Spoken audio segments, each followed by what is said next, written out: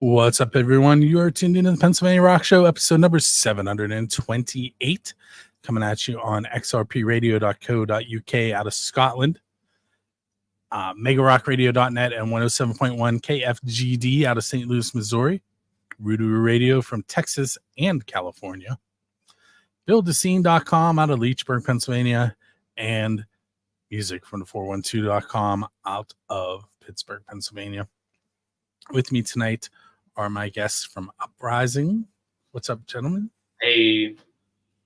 So, real quick, introduce yourselves and tell us what you do in the band. We'll get that out of the way right off the bat. Okay. Bala Rise. I sing and I play guitar. I'm DB. I play bass and also sing. I'm Eve. I play guitar. And our drummer Eli couldn't be today. So, having watched, you know that I'm going to ask some odd questions. Yeah, I'm prepared. We thought we got you. So I'm going to start with the same two I started off with 3 Leagues to Roam. So, the first one is, having been in a band, what is the best pizza you've had because you're in a band? So you have to link it to like a recording session or on your way to or from a gig or at a gig. Something along those lines. New York? No. Okay. It is the Papa John's we ordered after the Butler show because it was bought with show money. It was the first food I had that was bought with show money. And I'm like, this tastes so much better because I earned it from doing something I love. Yeah, and I also hadn't had Papa John's in a while. I was like, Yeah, we also played in New York last month, and we got that authentic slice while we were in between going to the gig. It's the best. Tony's Pizzeria. Yeah, Tony's Pizzeria in Brooklyn. Shout out Tony's. It's a foosball table in there. I hate that. So I have a love-hate relationship with Papa John's. I worked at Cedar Point for a summer. And off the causeway, as soon as you get into Sandusky, there was a Papa John's there. So when you would get off work, you would order from there like almost every night because everything else was closed. And the reason it was love-hate was because the pizza's okay, but everybody that was working Cedar Point would order so that they would come in stacked on top of each other. And if your pizza was at the bottom, the cheese was stuck to the top of the box. So you hate it that night, but when you called and complained, they gave you the next pizza for free. So every other night, pizza was free. That's cool. that's a good system. Yeah. But all right. So the other question is, and this one is, it's the official Build a Scene question. There's a whole story behind it, and someday Dave Grohl is going to hear it and want to come on and talk to me. That's the plan. Who is your Dave Grohl? And by that I mean, who do you want to go up on stage with and perform one of their original songs? My favorite band is Rage Against the Machine. Love them. So definitely like them, and more specifically like Zach De La Roca. Do you have a specific song you'd want to perform with them? They have a lot of good songs. Every one of their songs is good. I'd be happy to play literally any of them. But Vietnam was a good deep cut. I like. It was never like a single. Saw People Empire. I like that song a lot. Or Bullet in the Head. I love that one too. That'd be all. I'd probably have to go with Meshuggah to play Bleed live. That would be like the best feeling. Like I would peak. That'd be amazing. I'd probably go with Weed Eater, stoner metal out of North Carolina.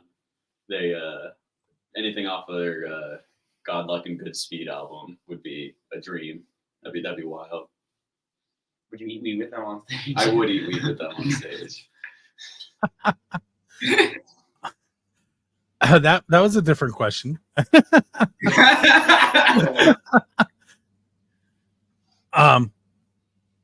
Maybe I should ask you the type of pizza.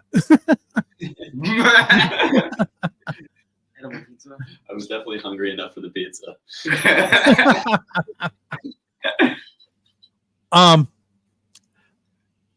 So let's say you're leaving a show, and you notice there's a DeLorean sitting there with its doors up in the air and a flux capacitor in the back, so you can go back in time and hang out with any band in the history of the world.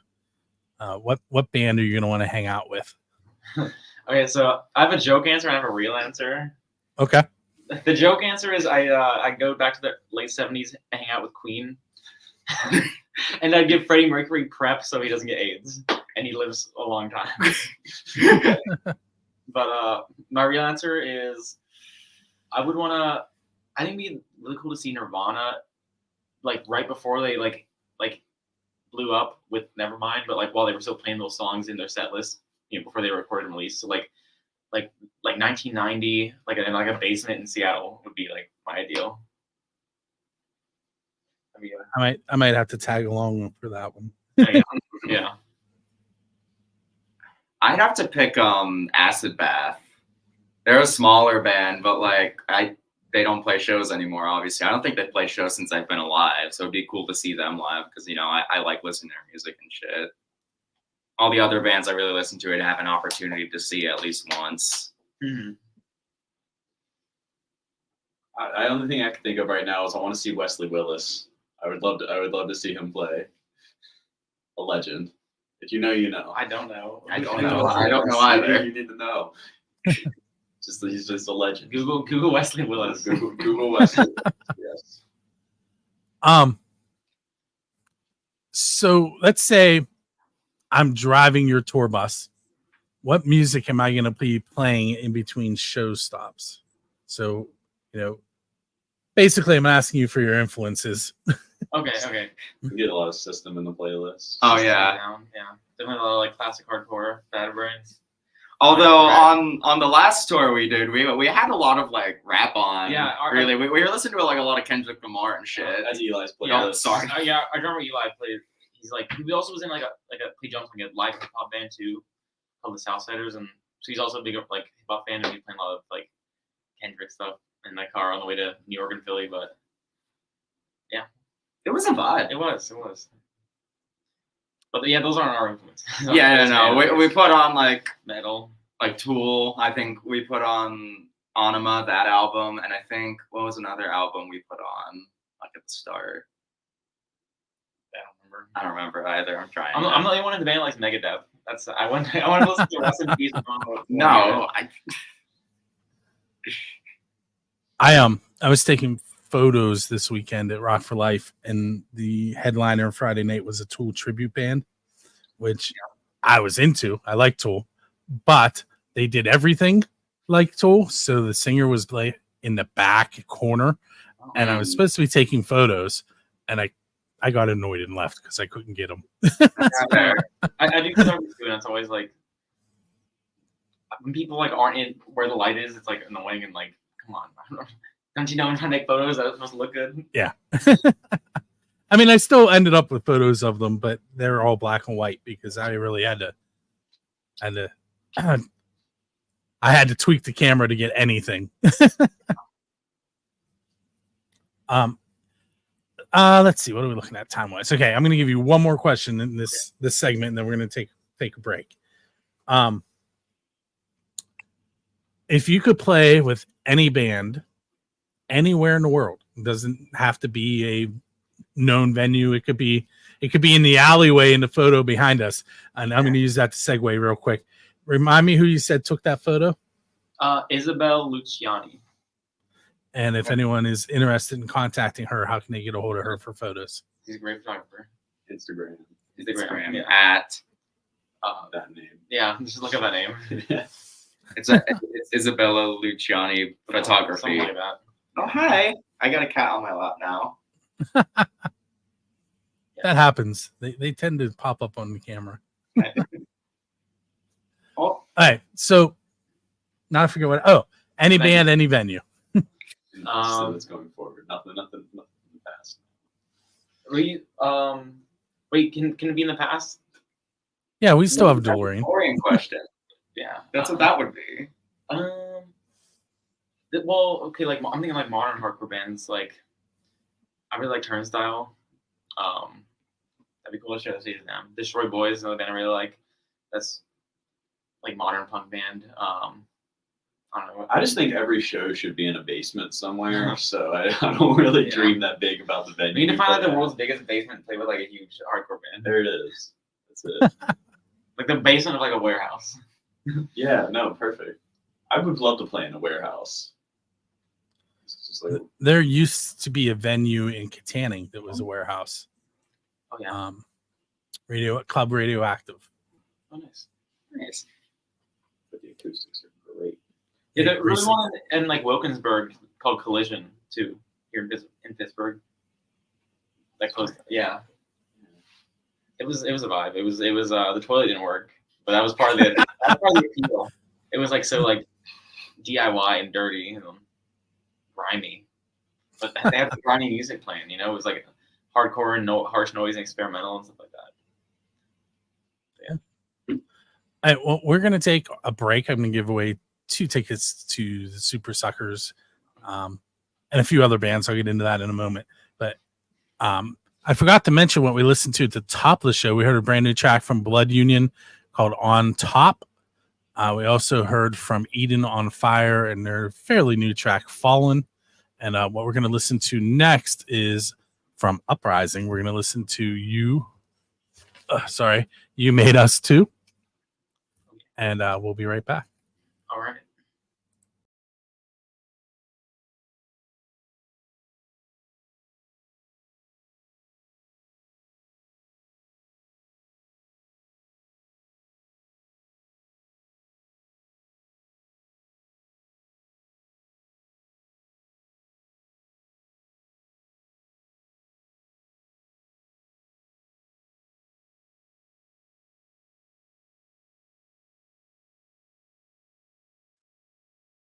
So I have 2 tickets to give away to Super Suckers with Lord of Altamont, the Ravagers, and the Cheats at the Craft House on Tuesday, July 9th, so a little over a week from today. The doors are at 5:30. If you do not win tickets tonight, you can still purchase them. They range from $21 to $26. There are preferred seats at the Craft House. Those are 8 tickets and premium seating. You have to get those ahead of time. But anyway, it's really easy to win these things. What you have to do is go to musicfrom412.com/contest. You click on the event you want to go to. There is a little share button. You click it. You tag Music from 412 and Drusky Entertainment. And then there's a form that you fill out with your name and your email address, which gives you your information to me so that I can add you to the wheel that's above my head right now. And then I spin. If it lands on your name, you will receive an email from me, and eventually later in the evening, another email from Drusky Entertainment telling you where to get your tickets. Sometimes they are sent directly to you in email. Sometimes you have to pick them up at the venue. I can't tell you how that works. I can just tell you that you're going to get an email explaining to you how you're getting them. So for this particular show, we had 3 people enter. So if you're listening to this, the odds are always really good for you to win tickets. And they're always pretty good shows. So make sure you go to musicfrom412.com/contest and enter. So for this week, we had Tina Laydig, Andrew Carr, and Keith Laydig.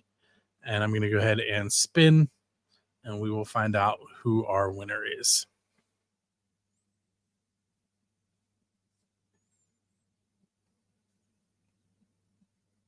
Andrew Carr has won the tickets. Andrew, keep an eye on your email for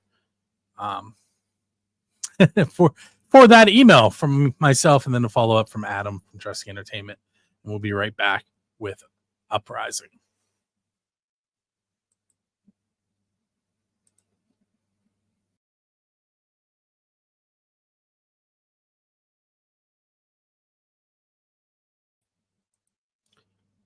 Okay, we are back on episode number 728 of the Pennsylvania Rock Show.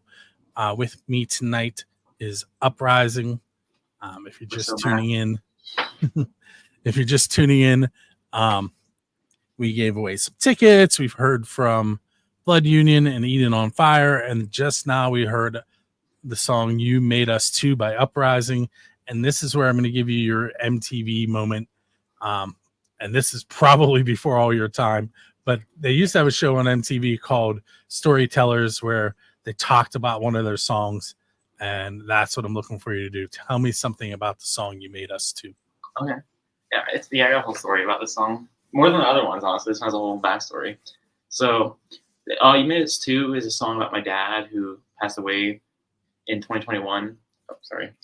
And it's basically a tribute song to him, like thanking him for like raising me and my siblings up to be punks. And originally I wrote this song like years ago, or like shortly after he passed away. And at the time I was in a band called Understatement, and we were more of like a pop punk group. And we recorded a version of that and released it last year. And that was just called You Made Us. And it was a lot more like melodic and somber. And then when I formed this band, which we formed in like the fall of 2023, that song meant a lot to me, so I wanted to keep it around in our set list. And so I took the lyrics and like reworked it into like a song that's inspired by Metallica and Slayer, because those were some of his favorite bands growing up. And we just add the 2 at the end. So it's like kind of You Made Us 2, but like 2 also isn't like he made us, as in he made the band a thing as well, but by like making me into metal and hardcore. So that's the story of that song. But most of our other songs are actually pretty political. That's our one break we get from politics.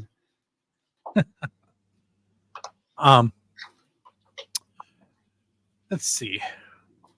Hey, so some of my questions come from movies, as you can tell. Okay, Let's see if you can figure out which movie this one comes from. So you're sitting on a bench and you get to talk someone's ear off, but it's kind of a reverse situation. Your musical idol sits down beside you, but you're only able to ask them one question, but you wanted to keep them talking. So who's sitting next to you and what are you going to ask them? Is this Forrest Gump? It is. Ooh, okay.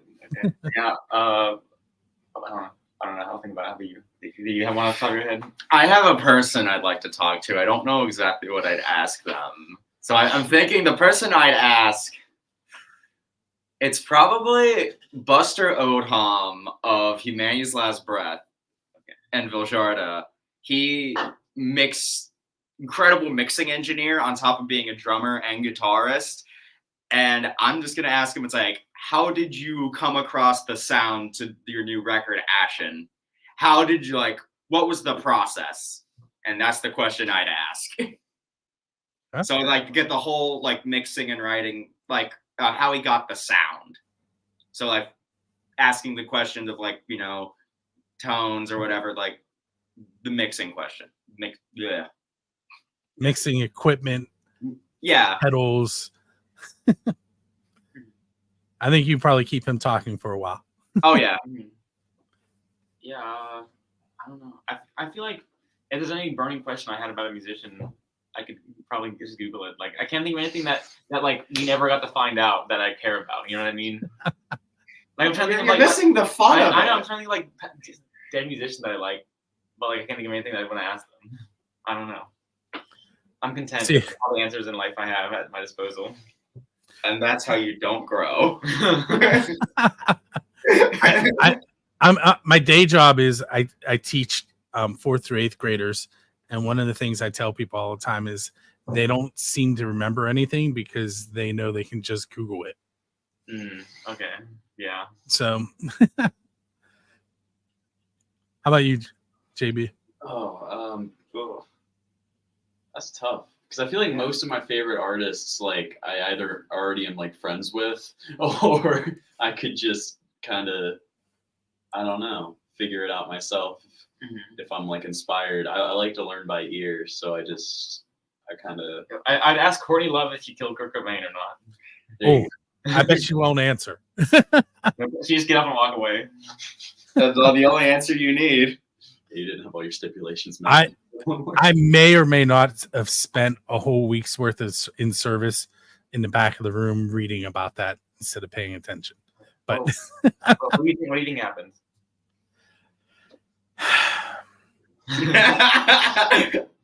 I am not going to say it on the air, but I bet you know what I think happened. Okay. His head just did that on its own. That's not what I think happened.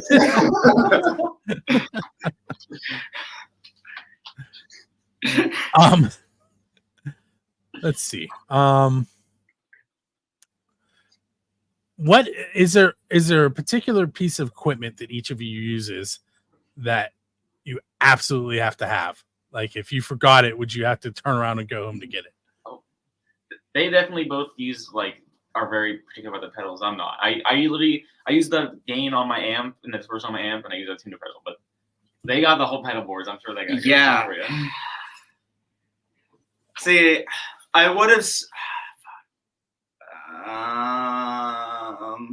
I mean, mine's simple. I got this Morley JD 10 pedal that's I could only find one of even since I got it on Reverb.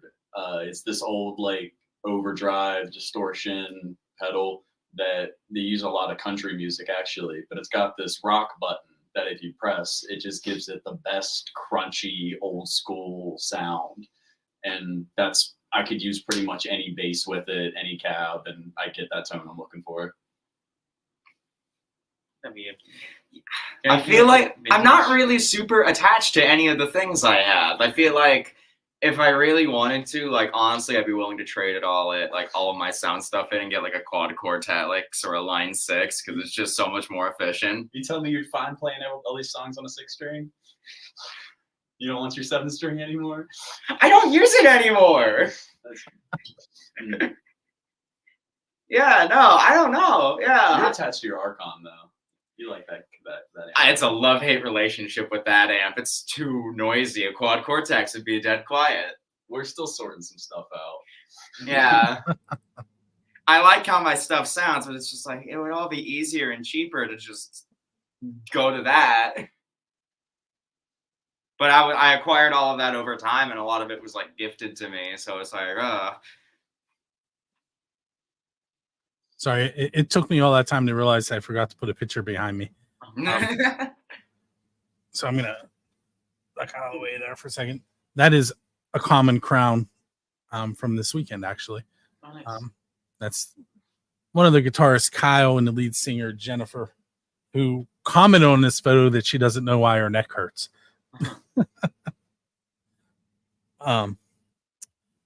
Let's see. I'm going to give you one more question, then we're going to take another break.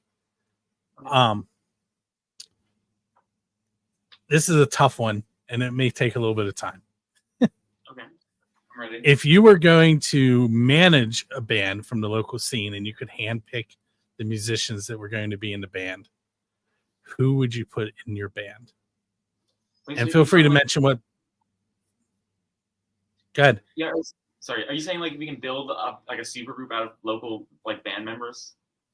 That's exactly what I mean. The first guitarist for this band that pops in my head is Noah from Princess. He's pretty good. I think he'll shred on anything. Got a wild vocalist or something. I remember.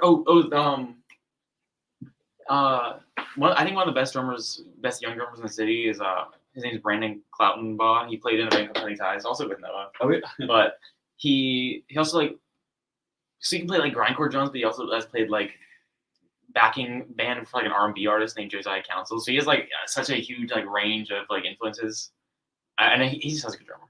He'd definitely be the drummer I'd pick. I have a vocalist and a drummer in mind. I'm trying to think of a guitarist and bassist. Who do you think? I think it'd be interesting if V from Kicked in the Head by a Horse. That's what I was thinking. I think Riot could be a good drummer for some grindcore sort of stuff. Riot from Lilith. Yeah, Riot from Lilith. I'm trying to think of what a good guitarist. What about bass? Or bassist. Yeah, we don't got a bass. Other than the DB Lawless over here would probably do well on that. But someone outside of this, I'm trying to think still.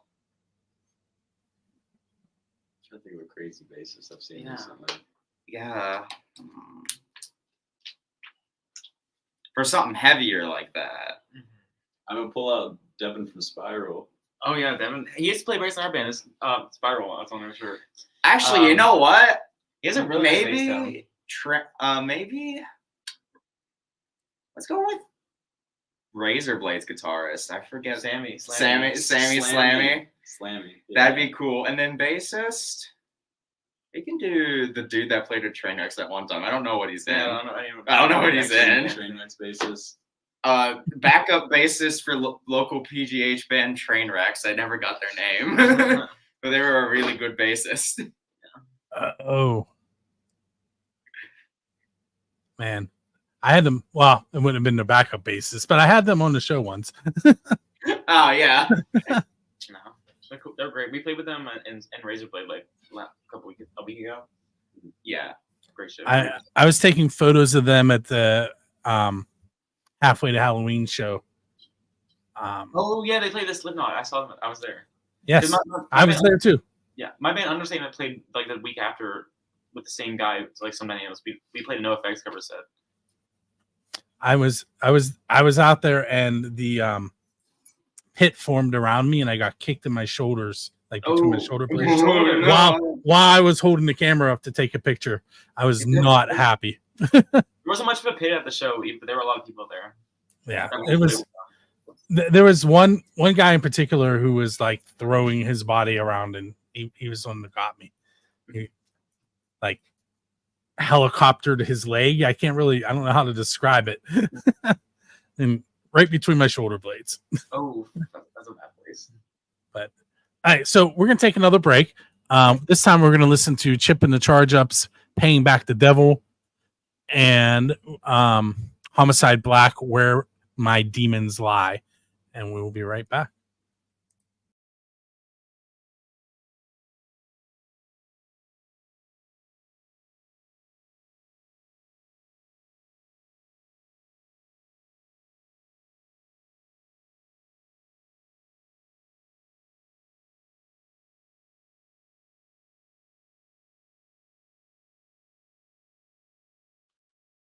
We are back on episode 728 of the Pennsylvania Rock Show. And if you're watching the video, you're probably wondering why they're over there giggling too, like I am.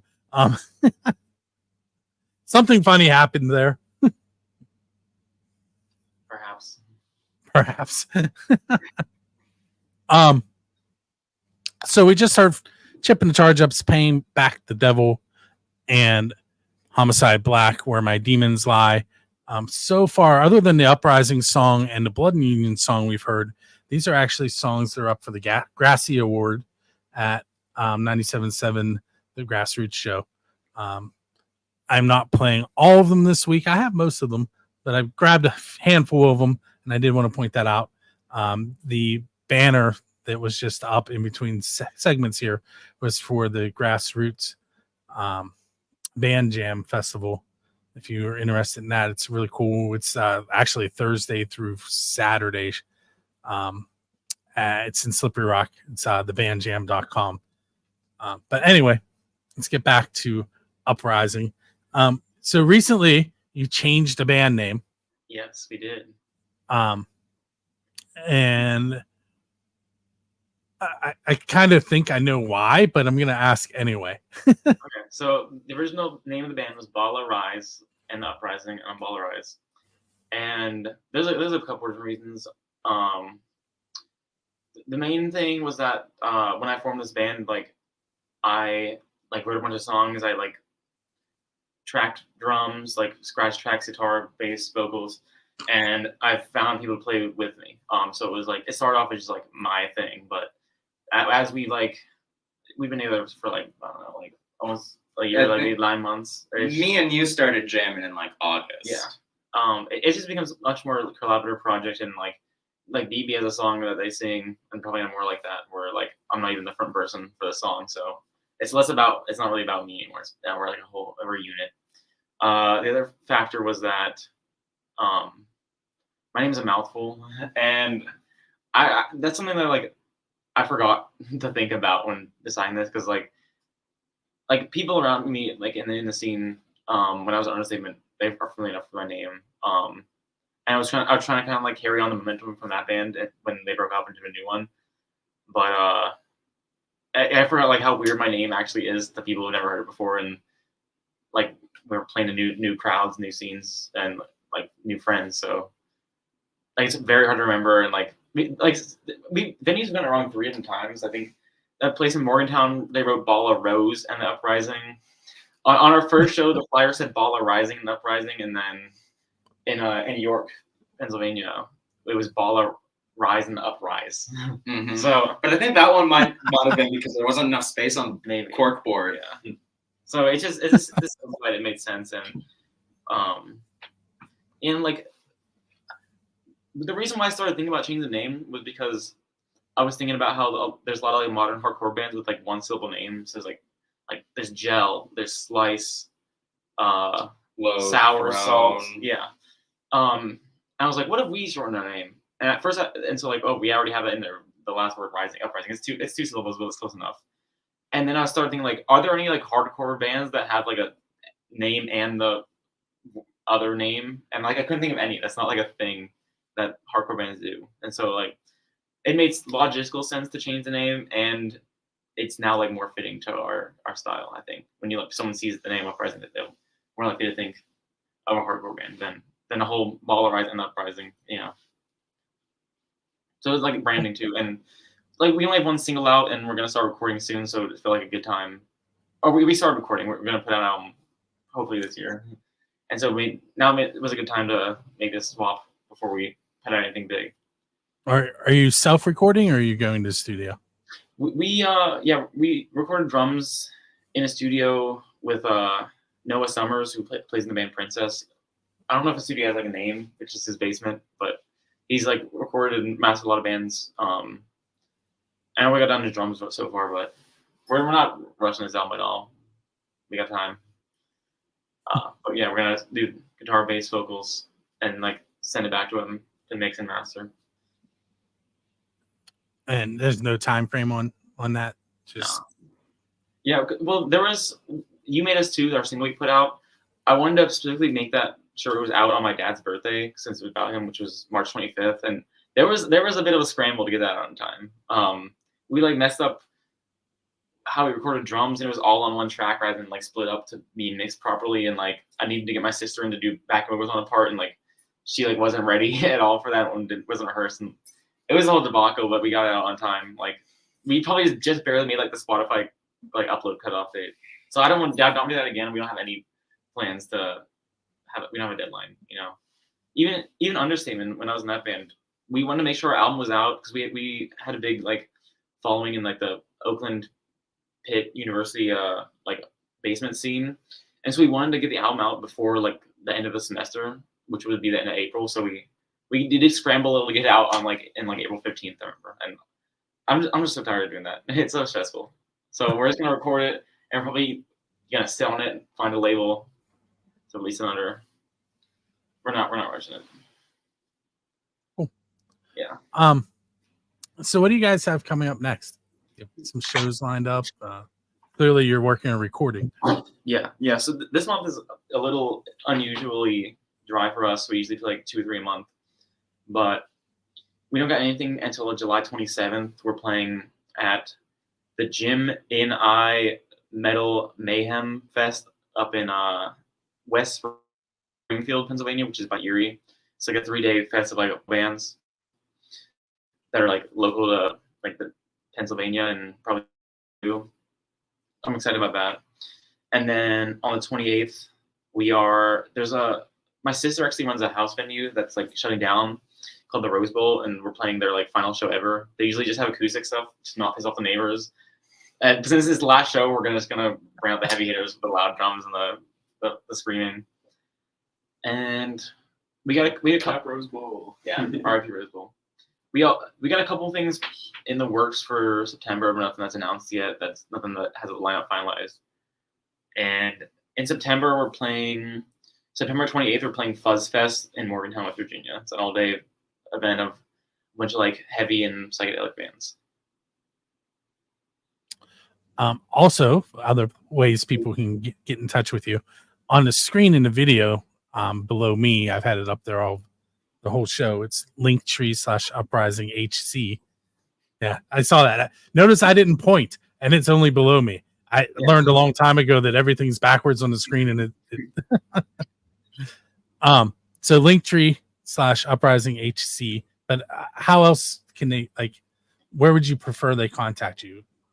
I would say we're most active on Instagram, which is uprising.hc. And also, I got an email, which is still the old band name, Bala Rise, and uprising@gmail.com, all one word. If you want to email us to be professional. You could actually go see Bala at their house. Yeah. They live at No. That has happened occasionally where addresses have been given out. Yeah. Actually, this past Thursday we were at we did Rocky from Music from the 412 and myself hosted I guess we're calling it the Homestead Shows. Are you guys familiar with Ralph's Musicians Guild? I don't think I am. No. So it's an old railroad car garage. Like they would repair railroad cars. It's in West Homestead, right by Sandcastle. And it's now set up into a bunch of little rooms and practice rooms. And there's actually a main room with a stage, and you can rent the stage and go in and practice on the stage too. So That's cool. if anyone's looking for somewhere to practice, or you want to work on your stage presence a little bit, check out Ralph's Musicians Guild. But inside Ralph's Musicians Guild is where the Music from 412 studios are. And we did a live radio/TV show last week. And on it was Norm Nardini and Bobby C from Royal Honey and George, who used to own Excuses. And we were doing that. And I forget why I brought that up. You guys said something that made me I don't remember why I brought it up, but you can check that out on Music from the 412. It is on our on demand, and you can hear a bunch of local music. You can hear Norm teaching me a bunch of swear words that I didn't know existed. New slurs. Are you guys familiar with who Norm is? I'm not. No. All right, so Norm Nardini is a Pittsburgh rock legend. He started in the 70s. He was in the band Norm Nardini and the Tigers, and at one point John Bon Jovi opened for him. Oh wow! So that's cool. And he's very, very much Italian and very much old school Italian. And if you want to learn some new words, go check that out. I wish I remember why I brought it up. Was it like a recent thing you said? Because we talked about like basements earlier, warehouses. No, it was something you just said. About it, we have upcoming shows in like Morgantown, West Virginia, Fuzz Fest, Erie Metal Fest. Yeah, I don't know.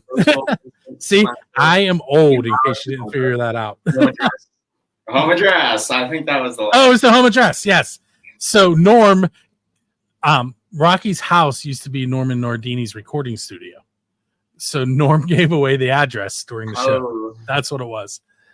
And then I told Rocky that was karma because he gave away Doc Rock's address on a show once too. So Doc Rock from Metal Shop 101, which you guys should probably contact. I'm sure he'd be interested. Yeah, the name sounds really familiar. I feel like I've heard it before. I'm gonna be Well, like, he's on Music from the 412 and about 30 other streaming radio stations. Okay. But okay, so have you ever watched the Hot Ones show? Yes. Mm-hmm. Okay, so you know at the end when he goes, "There's a camera there, there's a camera there, there's a camera there. Tell me what you have going on or anything you want to say." We're at that point in the show where I'm giving you like 30 seconds to throw out anything we haven't talked about. I don't know. Shout out Lawless Collective. Yeah, Shout out yeah. Gumlock Records. Shout out the Lawless Locust. We got a show here in Carnegie on 4th of July. Follow us. Ask for address. We got Ask a Poser. Another shout out to Noah. Another shout out to Noah for recording and being yeah. awesome. I wasn't prepared for this. Shout out Gloom Doom for always being awesome. Shout out Spiral. Shout out Blind Adam in the Federal. They make a great shirt. They got a steak getting. Shout out Chat Pile. They make a great hat. Shout out GPT for writing my essays. Hey guys, I want to thank you for hanging out with me. For nothing. Come on. So thank you guys for hanging out with me on episode 728. Oh yeah, good. Yeah, thanks for having us. Thank you. Good. And for those of you that aren't familiar with the show, in about 20 minutes, if you go to musicfrom412.com/radio, buildascene.com/radio, or xrpradio.co.uk, you will be able to hear the show in full, including all the music that we have played, which brings me to the last couple of tracks. We're going to be hearing from Brian Genovese and his song My Dear and Half Will Rain. And we will see you next week. Peace.